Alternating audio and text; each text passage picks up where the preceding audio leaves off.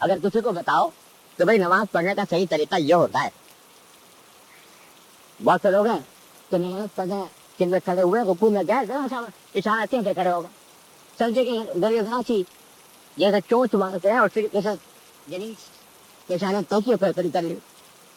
अब अगर किसी से कहो तो भाई ये तरीका जायज नहीं, इससे नमाज नहीं होती, तो जब क्योंकि हमारी नियत सही है, अल्लाह कबूल करने वाला है, हमारी नियत दुरुस्त है, नियत दुरुस्त है तो इबादत भी दुरुस्त है। और कोई मसला बताओ हद नहीं है, या हद के अंदर ये मसला कसरत से नजर आता है, किसी को बताओ भाई सही तरीका हज के अंदर ये होता है और रसूल करीम सल्लल्लाहु अलैहि वसल्लम ये तरीका बताया, इसके खिलाफ करोगे तो दमबाजी हो जाएगा, गुनाह होगा। सबसे लोग कह देते हैं जी हमें अली अल्लाह सब कबूल करने वाला है, कई मालूम दिन रात हमारे पदार वाला नीयत पर एक बात से हमने अगर गलत भी लेकिन नीयत हमारी सही थी तो हो गया काम है।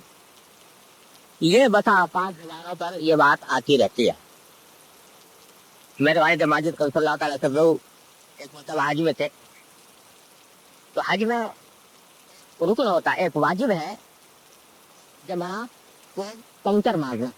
आपने सुना होगा जो गए हैं माशाल्लाह उन्होंने किया भी होगा, जिसको लोग शैतान को पंक्चर मारना कहते हैं, तो वो उसमें हुक्म हुआ है शरीयत का कि जब तक आदमी अपने पाँव से चलकर जा सकता है जमरात तक उसे वो उससे खुद ही जाकर मारने जरूरी है।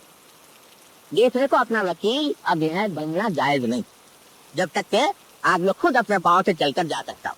कोई इतना बीमार हो कि अपने पाँव से चलकर नहीं जा सकता, इतना दूर है कि चलकर नहीं जा सकता, फिर बेशक शरीयत ने इजाजत दी है भाई किसी और को अपनी वकील बना दो, वो जाकर तुम्हारी तरफ से कलसी मार दो। कहा कि मैं तो किसी कर उस पर अल्लाह फरमाया तो भाई ऐसे तो करना जायज नहीं है, मतलब आप सेहतमंद है तो आपको खुद करनी चाहिए थी।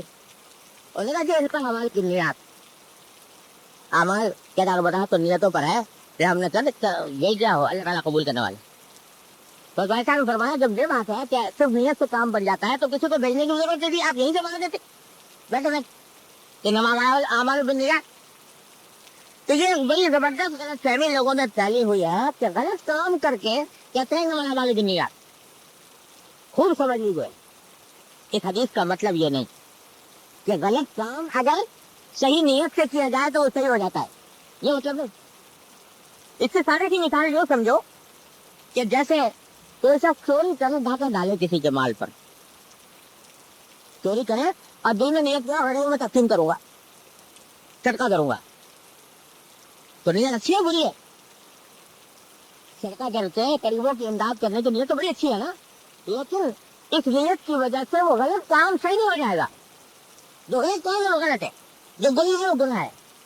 गुनाह कितनी ही अच्छी नियत से क्यों ना किया जाए कभी भी जायज नहीं होता, वो गुनाह ही रहेगा चाहे नियत कितनी अच्छी कर। एक साहब तो अल्लाह ताला मग़फ़िरत करे इंतकाल हो गया, वो लोगों में एक दीनी रहनुमा कहते थे मशहूर थे, तो उनको किसी ने देख लिया सिनेमा से निकलते हुए, तो अब वो लोगों ने बड़ा तलाश किया जनाब आप तो दीनी रहनुमा है, आप सिनेमा से निकल रहे, सिनेमा से आ रहे, सिनेमा देखते हैं आप।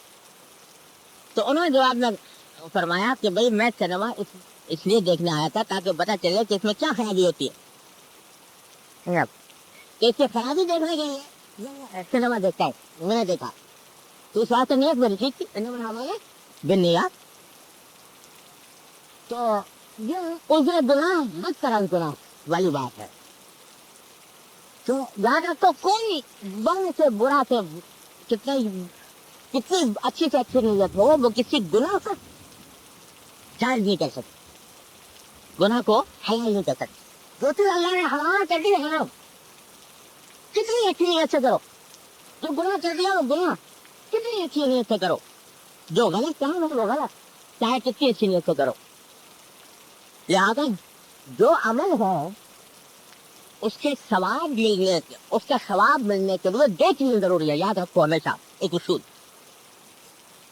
कि वो अमल जो कर रहे हैं वो शरीयत के मुताबिक हो और अल्लाह के रसूल सल्लल्लाहु अलैहि वसल्लम के हुक्म के मुताबिक। عمل اس کے مطابق ہے تو پھر نیت معتبر ہوگی.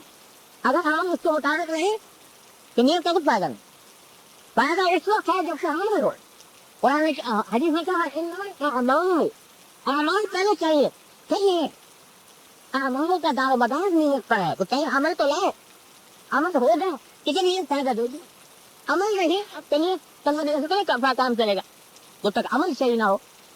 تو عمل کا صحیح ہونا پہلے قدم پر شرط ہے. شریعت کے مطابق, سنت کے مطابق, اللہ کے رسول صلی اللہ علیہ وسلم کے حکم کے مطابق پھر نیت اچھی کرو گے تو ثواب ملے گا. لیکن جب عمل نہیں تو تنہا نیت سے وہ فائدہ حاصل نہیں ہو سکتا. ہاں نیت یہ کر لو, نیت یہ کرو کہ آج مجھے لاہور جانا ہے اور بیٹھ جاؤ پیٹرا جانے والی گاڑی میں,